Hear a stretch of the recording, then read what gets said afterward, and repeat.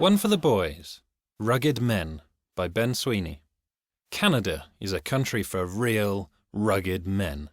The national pastimes are ice hockey, one of the manliest sports, and going native at the family cottage. In the winter they play and watch hockey, and in the summer they head to the cottage for fishing and relaxing. Nothing as satisfying as running round with a big fishing rod or a hockey stick.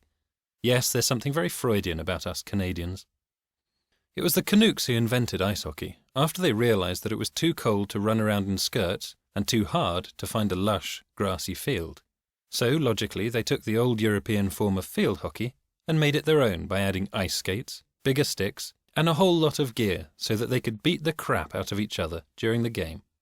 In other words, field hockey was adapted to Canada's colder climate and aggressive populace.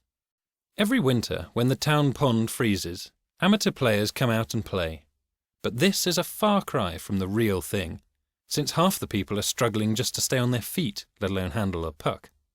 In the professional leagues, hockey is a fast-paced, often violent sport that's easy to follow, unlike other sports such as baseball, which are slow and confusing. It's what we call a spectator sport, not just good for playing, but great for watching as well. And Toronto is home to some of the most rabid fans.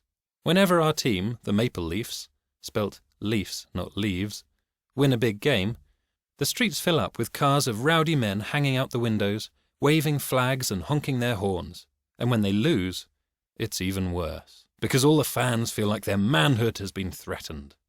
Contrary to popular belief, winter doesn't last all year in Canada. The Yanks sure have some funny ideas about us. I, for example, am a Canadian, but I'm not an Eskimo, a lumberjack, or a fur trader. I don't live in an igloo. I don't hibernate in the winter. I don't own a polar bear or any seals. But I do own a cell phone. And when winter ends, I bring my cell phone to the cottage. You can contact me there at any point after May the 24th, when cottage season officially opens.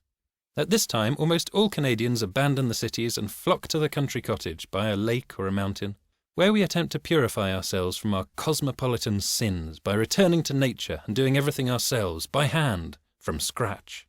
Whether it's hiking through the wooded forests, chopping down trees, or holding a fishing rod, we feel like real men when we're out in the pristine Canadian wilderness, maintaining our position at the top of the food chain. Preparing the day's catch is also a manly affair. Without electricity, we go out back and dig a fire pit in the sand and cook up our fillets on top of an improvised grill. Food just tastes better this way. So, while all you Americans are out there stuffing your faces with Big Macs and watching baseball games, remember, don't knock it until you try it.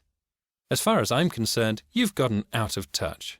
You might be surprised at how much you like our Canadian traditions. Forgot what it feels like to be a man? Strap on those ice skates and get out on the rink. We'll remind you. Go fishing in the ice-cold waters and then cook the fish yourself over a fire without a stove or electricity. Go native.